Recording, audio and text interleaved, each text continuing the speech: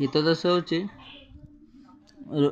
ଲୋଭରୁ ରୋଗ ଜନ୍ମ ହୁଏ, ଲୋଭରୁ କାମ ବାସନା ଉତ୍ପନ୍ନ ହୁଏ, ଲୋଭରୁ ମୋହ, ଲୋଭରୁ ରାଗ ଜନ୍ମ ହୁଏ।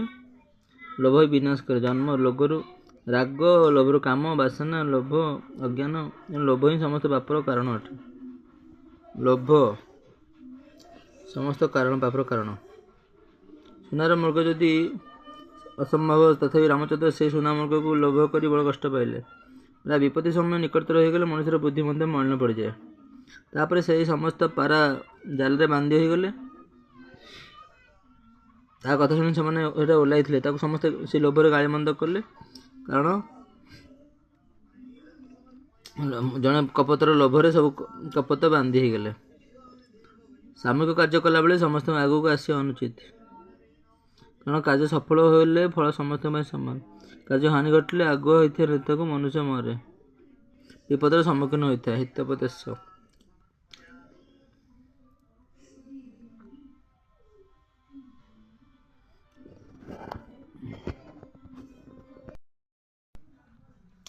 ଚକ୍ଷୁପ୍ରତି ଇନ୍ଦ୍ରିୟମାନଙ୍କର ପଞ୍ଚ ଜ୍ଞାନେନ୍ଦ୍ରିୟ କର୍ମେନ୍ଦ୍ରିୟ ବଶୀଭୂତ ନ କରିବା ସେ ବିପଦର ମାର୍ଗ ହୋଇଥାଏ। ଇନ୍ଦ୍ରିୟମାନଙ୍କୁ ସଂଯମ କରିବା ହିଁ କଲ୍ୟାଣ ପ୍ରାପ୍ତିର ମାର୍ଗ ଅଟେ।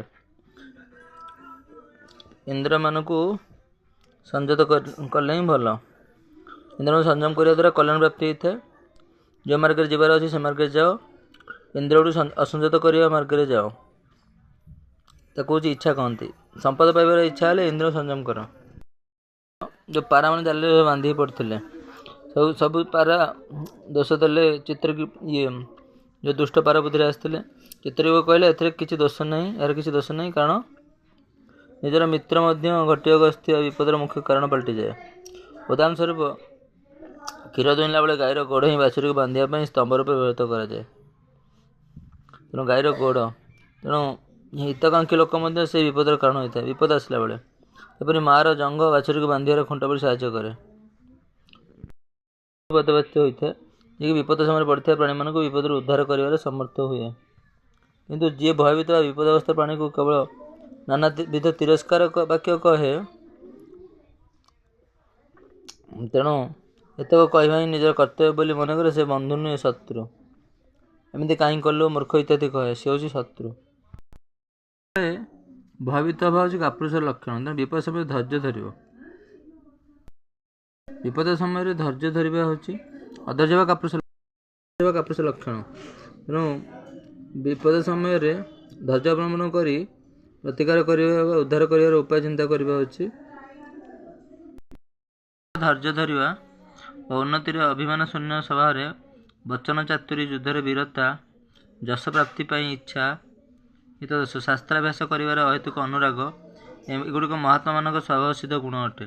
ବିପଦରେ ଧୈର୍ଯ୍ୟ, ଉନ୍ନତିରେ ଅଭିମାନ ଶୂନ୍ୟ, ମାନେ ଅଭିମାନ ରହିବନି, ଗର୍ବ ରହିବନି। ସଭାରେ ବଚନ ଚାତୁରୀ, ଚତୁର କଥା କହିବା, ଯୁଦ୍ଧରେ ବୀରତା, ଯଶ ପ୍ରାପ୍ତି ପାଇଁ ଇଚ୍ଛା, ଶାସ୍ତ୍ରାଭ୍ୟାସ କରିବାରେ ଅହେତୁକ ଅନୁରାଗ, ମାନେ ଶାସ୍ତ୍ର ପାଠ ପଢ଼ିବା ପାଇଁ ବହୁତ ଇଚ୍ଛା। ଯେଉଁ ମନୁଷ୍ୟର ବିପଦରେ ଗର୍ବ ବା ଆନନ୍ଦ ନାହିଁ, ବିପଦ ସମୟରେ ଦୁଃଖ ନାହିଁ ଓ ଯୁଦ୍ଧରେ ଧୈର୍ଯ୍ୟ ଅଛି, ତିନି ଲୋକର ରତ୍ନ ସଦୃଶ ପୁତ୍ରକୁ ମା କୋଚି ଜନ୍ମ ଦେଇଥାଏ। ସମ୍ପଦରେ ଗର୍ବ ବା ଆନନ୍ଦ ନାହିଁ, ବିପଦରେ ଦୁଃଖ ନାହିଁ, ଯୁଦ୍ଧରେ ଧୈର୍ଯ୍ୟ ଅଛି। ନିଦ୍ରା, ତନ୍ଦ୍ରା, ଭୟ, କ୍ରୋଧ, ଆଳସ୍ୟ, ଏ 6ଟି ଦୁର୍ଗୁଣକୁ ନିଜର ଉନ୍ନତ ଚାହୁଁଥିବା ମନୁଷ୍ୟ ତ୍ୟାଗ କରିବା ଉଚିତ।